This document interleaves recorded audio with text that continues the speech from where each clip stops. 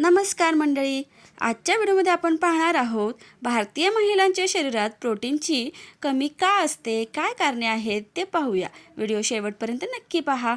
भारतीय लोकांच्या शरीरात प्रोटीन्स कमी प्रमाणात असतात हे तर आपल्याला माहीतच आहे, पण त्यातही शाकाहारी लोकांमध्ये आणि विशेषतः महिलांमध्ये प्रोटीनची कमतरता तीव्र प्रमाणात दिसून येते. शरीरातले प्रोटीन्स कमी झाले की केस गळणं, नखे ठिसूळ होणं, सतत थकवा येणे असे त्रास तर होतातच, पण त्यासोबतच आरोग्याच्या इतर अनेक तक्रारीही डोकं वर काढतात. महिलांमध्ये तर या सगळ्या तक्रारी जरा जास्तच प्रमाणात दिसून येतात. यांच्या वतीने याविषयी नुकताच एक अभ्यास केला असून त्यामध्ये त्यांनी भारतीय महिलांच्या शरीरात प्रोटीनची कमतरता का जास्त असते यामागची काही मुख्य कारणं सांगितली आहेत. ती नेमकी कोणती ती पाहूया. कोणत्या कारणांमुळे भारतीय महिलांच्या शरीरात प्रोटीन्स कमी प्रमाणात असते? तर एक, स्वतःकडे दुर्लक्ष. हे यामागचे एक मुख्य कारण आहे. 80% भारतीय महिला स्वतःच्या आरोग्याकडे दुर्लक्ष करतात. घरच्या लोकांचं सगळं आवडीने आनंदाने करतात, पण स्वतःसाठी करण्याची वेळ आली की त्यांना नकोसं होतं. त्यामुळेच तर स्वतःची तब्येत, आहार, व्यायाम याबाबतीत त्या उदासीन असतात आणि त्यातच परिणाम म्हणून स्वतःच्या शरीरात दिसत असणाऱ्या प्रोटीनच्या कमतरतेकडेही त्यांचं दुर्लक्ष होतं.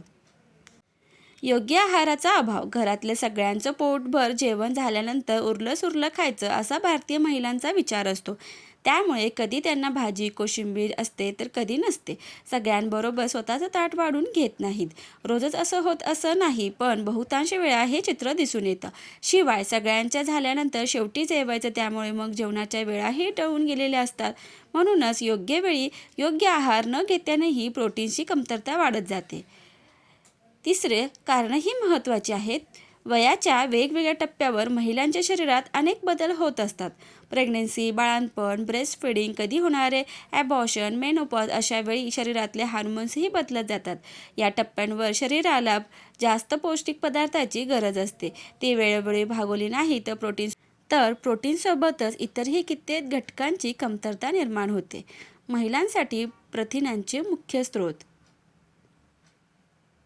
शाकाहारी म्हणजेच व्हेजिटेरियन. सोयाबीन हे प्रथिनांचे सर्वात उत्तम स्रोत आहे. डाळी आणि कडधान्ये, मूग, हरभरा, मसूर, राजमा, चणे असे आहेत.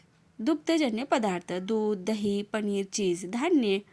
नाचणी हाडांच्या मजबूतीसाठी उत्तम. भाज्या व बिया. ब्रोकोली, हिरवे वाटाणे, पालक, भोपळ्याच्या बिया. सुकामेवामध्ये बदाम आणि अक्रोड, पिस्ता.